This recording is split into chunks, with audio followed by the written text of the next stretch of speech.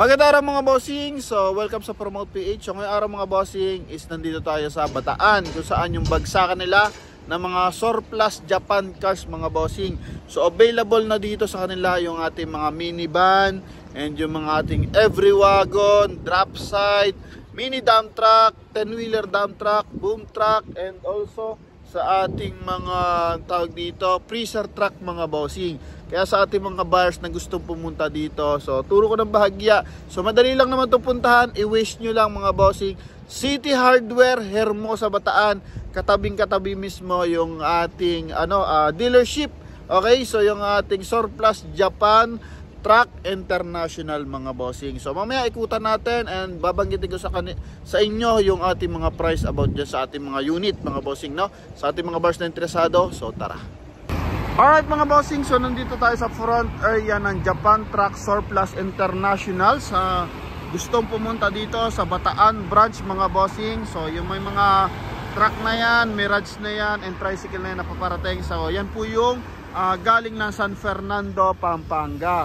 And sa kabilang side naman mga boss, yan po yung galing ng Dinalupihan and Balanga, Bataan mga bossing. And yung ating phone area is dito mismo sa Hermosa, Bataan mga boss, Porokpor, Balsik, Hermosa, Bataan. So para mas madali nyong mapuntahan mga bossing, pwede nyong i-search ito po, City Hardware, Hermosa, Bataan mga bossing. So makikita nyo na dyan yung napakaraming surplus na minivan or every wagon, and same time may mga truck din, freezer van and 10-wheeler truck mga bossing. Kaya sa ating mga buyers na interesado para sa ating mga unit, so tara pag-usapan natin yung mga presyo. Alright mga boss, so even dito sa loob kitang kita yung ating City Hardware. So ito na yung ating mga minivan or yung ating mga every wagon. Dito sa kabilang side naman yung ating mga truck. Yan, then meron din dito mga boss. So start muna tayo dito sa ating mga truck na kulay blue mga bossing. So ito po is binibigay nila ng 420 mga boss. Yan, Isuzu to mga bossing na naka single tire, drop side mga bossing. Okay, and ito yung kanyang interior mga boss. Yan, and ito mga bossing is merong makina na 4JG2. Yan, 4JG2 ng Isuzu. So ito mga bossing 420 po yan. So sa mga interesado, yan, bigyan ko kayo ng idea. And ito naman sa ating canter na makina ay 4M40. So ang price naman nila dyan is 380. So naka double tire na yan mga bossing. Drop side lang din to. So tama to para sa mga hardware na medyo malalaki mga boss. Yan. Okay, so ito naman yung kanyang interior. And syempre, yung mga every wagon isasama natin yung kasi yung pinunta natin dito. And ito naman is water tank trunk is ang binibigay nilang presyo dito is 510 mga bossing. So ang makina naman nito is 4M51 mga boss. And same time dito meron din silang garbage truck. So ito mga bossing, 2 piraso. So ang presyo nito is 500 to 550 mga boss. Yan. And dito naman sa ating Atlas na to, so I think ang presyo lang din nito mga bossing is only 4JG2. So nasa 420 lang din to mga bossing. And same time, ito basta ito mga bossing, mga below 500,000, 400,000 na to mga bossing. So ito meron ditong van mga boss, bongo van na naka double tire. Yan, so ito mga bossing, bongo van na naka double tire. Ito mga boss is gasoline engine to. Pag ganito, Mazda to mga bossing po, ay nakalak lang mga bossing, nakalak sa likuran. So ito yung kanyang interior, ito yung kanyang likuran mga boss. So 280 to mga bossing yan, 280. And 0.5 natin mga boss. Yan, 280 to mga bossing. Okay, kulay red. And ito namang isa mga bossing is 320. Yan, 320 naman to. Bongo rin to mga boss. Yan, so makina nito is syempre 2-wheel drive, 2.2cc R2. Yan, Mazda R2 pala to. So diesel to mga bossing. Ito kanyang isa. So may Bongo kasi na gasoline engine. So yun na lang ika-clarify natin mga boss, ano. If diesel, so ito 280. Then etong isa naman R2 yung makina, so diesel engine to is ano rin to mga bossing, 320. Then pasok na tayo dito sa ating mga mini drop side mga bossing, sa mga multicab yan. So ito price range nila dito mga bossing is 220 to 280 mga boss yan. So mas mahal lang mga bossing yung ganitong klase kapag yung ano mga bossing 2017 model, ano po, kasi ang ano natin, ang DA63 nilang tinatawag. So meron silang description na DA63, so yun ang pinakamura. So nasa 200 lang yun mga bossing to 240. So ang pinakamahal nito is 280,000. Yun po yung 2017 model. And also meron din sila ditong para sa mga close type minivan. So ang pinakamura nila dito is yung ganito, yung Suzuki Palette, na ang price range lang nito mga bossing 190. Yan, 190 lang to, 200 to 250 mga bossing. So pag ganito mga boss, as is na yan. So yung mga 200 plus naman nila, ang gagawin nila doon po mga boss is ano na yan, fully reconditioned. So requested na ako ng gulay yung gusto mo, yan, and kung anong gusto mo pang i-add sa unit mga bossing. Okay, yan, kung gusto mo naka mags or may iba pang design mga boss. Okay, yan, so yun mga bossing. Pero pag ganito, as is where is daw to mga bossing, basta kanila yung transfer, kayo na bahala sa mga ipaparetouch. So 190,000 lang to mga boss. Then dito sa mga every wagon, so dyan na may difference mga boss. Sa mga every wagon kasi na automatic yung ano, pintuan. So yun yung matataas, yun yung mga tag 380 mga bossing. So ang makina nun is usually po is check natin kung anong mga makina yung matataas. Ang makina nun mga bossing is 17W. Yan, 17W ang makina mga bossing, kasi yung po mga model na yan is 2017. Yan, 2017 yan mga bossing. So ganito yung mga klase niyan mga boss. And ito nga yung ating Palette 190. Pag palit naman, di lang natin na sure kung anong year model to mga boss. Pero I think 2010. Kasi ang pinakamura nila dito mga bossing is yung DA 64B. Yan, yung 64B ang pinakamura nila mga bossing. So pag anong klase mga boss, ang presyo lang noon is 220. So madali naman yon, titingnan nyo lang sa description nila mga boss. Kung gusto nyo, hanapin nyo yung pinakamurang unit. So sabihin nyo lang mga bossing is yung 64B, kasi yun yung pinakamurang unit. Mas malaki ng bahagya sa ano, Suzuki Palette mga bossing, pero ano lang siya mga bossing, mababa ang presyo. Year model nung sakop mga bossing 2008 to 2010. Ano po? Yan, so kaya medyo mataas yung iba, yung mga 2017 year model. Okay, then na-test drive naman na natin to mga boss kagabi. So nagdala tayo ng isang Hustler, and yung iba ito-test drive din natin. Okay, so soon siguro may schedule tayo na papuntang Baguio para i-test drive tong ating mga minivan, kasi may mga nagtatanong about sa mga minivan kung kaya ba ng Baguio. Pero marami namang mga vlogger na umaakit ng Baguio, umikot ng buong Pilipinas gamit yung ating mga every wagon, ano? Kaya sa mga nagtatanong, recommended pa to. So sa akin, ayos naman to mga bossing, no? Kumbaga kuhain nyo lang sa mababang presyo, nang sa ganon is may leeway pa kayo. Okay? So sa paramihan daw ng parts, pinakamaraming parts dito 64B at saka yung mga 64W mga bossing. So pag 64W naman mga boss is tag dito all power yon. So 64B all manual yon mga bossing.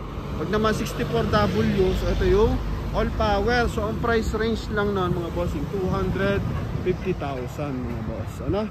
Yan. And same time, yung top of the line nila is ito yung mga all power na mga bossing. Yan. Ito mga ganito mga bossing is ranging 250 pataas na to pag ganitong klase, no? Pero sa Cavite area kasi, so madaling makilala yung 64B. So yun yung naka steel rim. So meron dito mga boss Yun yung ganitong klase mga bossing. Yan, ito yung 64B na ang presyuhan is only 220 to 250 mga bossing. Okay, so yung ganitong klase mga boss. Kulay white pero may iba't ibang kulay. Ito, yung tatlong to mga bossing 64B mga boss.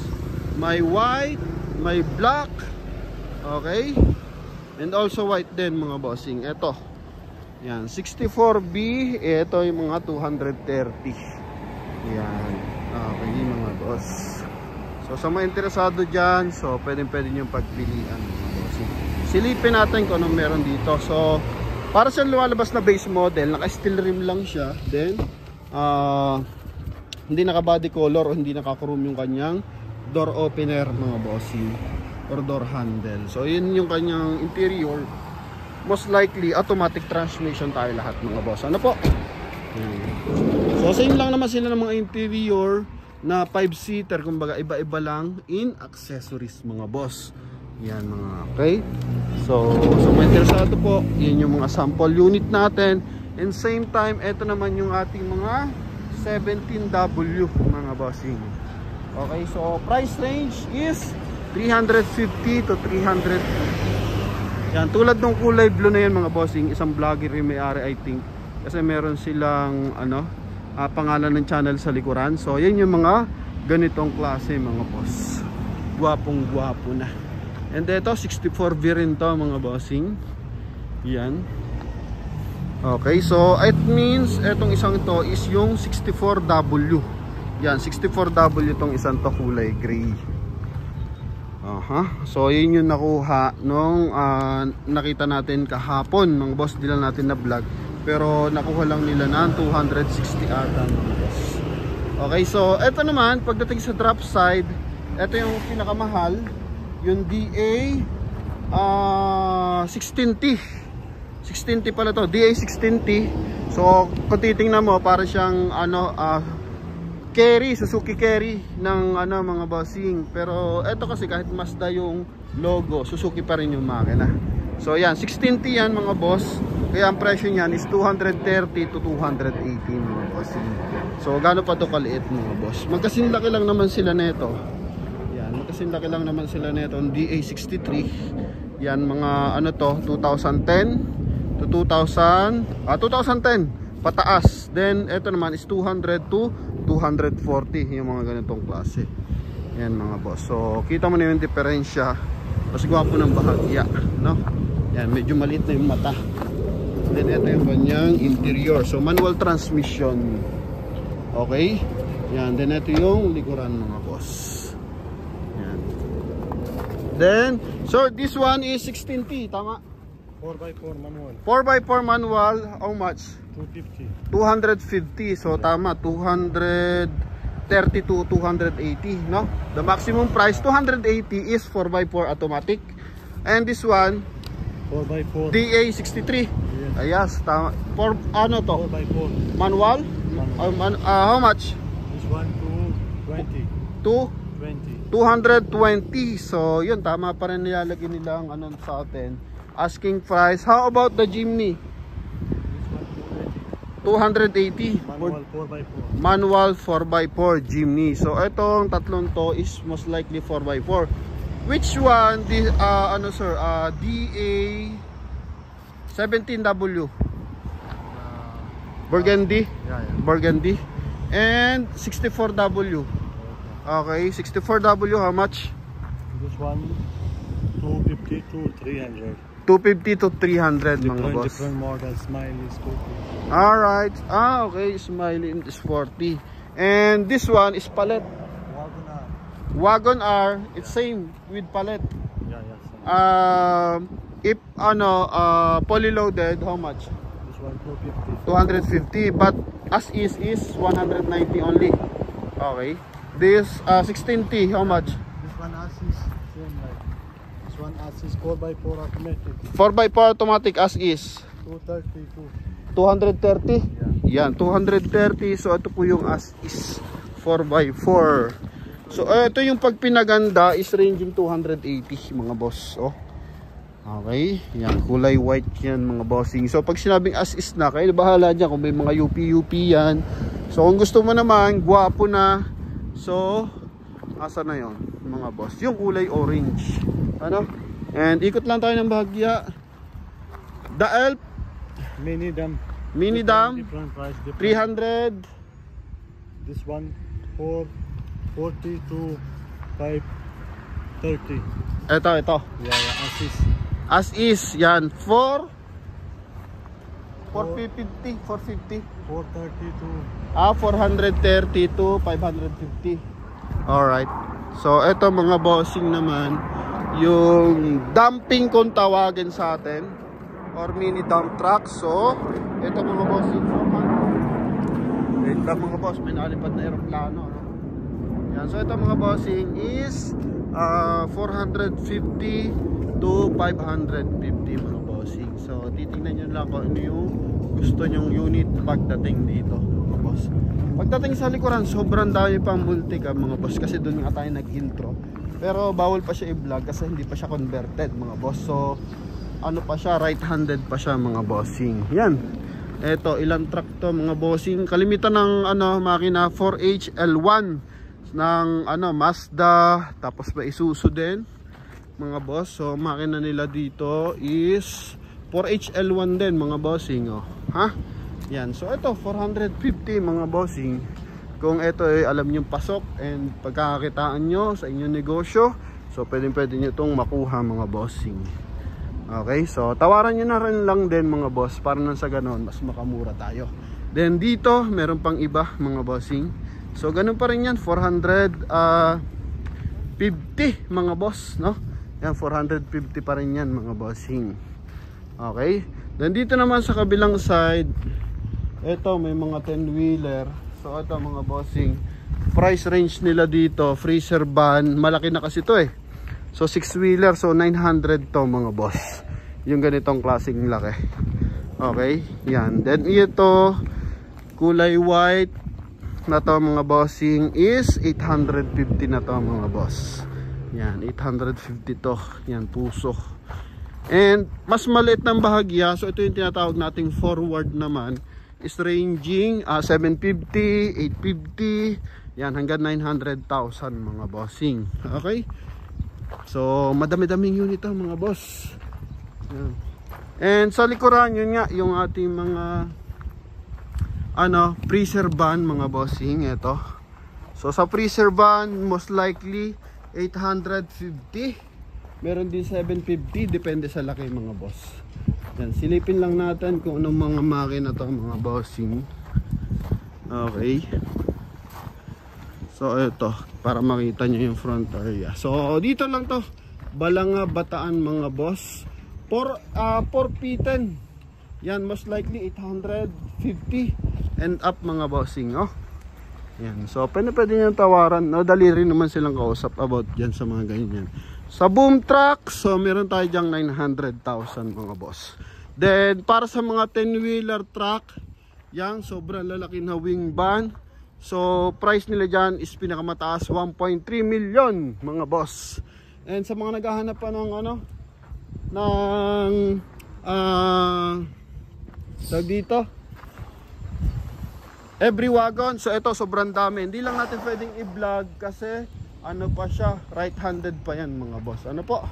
Okay, so doon naman tayo, test drive natin yung iba nilang unit mga bossing. So hoping marami tayong may enjoy na mga buyer and viewers na taga dito sa Pampanga, Bataan area, North area, para hindi na kayo pupunta ng Cavite mga boss. So available na tayo dito sa Hermosa, Bataan mga boss. Ano po? So marami-rami tayong unit dito mga bossing na pwede yung pagpilian. So habang tuloy-tuloy sila nagpa-transfer from Cavite to Bataan, pwede kayong mag-abang ng ating mga unit. Ano po? Yan. So yun lamang mga bossing. Thank you very much and God bless you all. Bye-bye.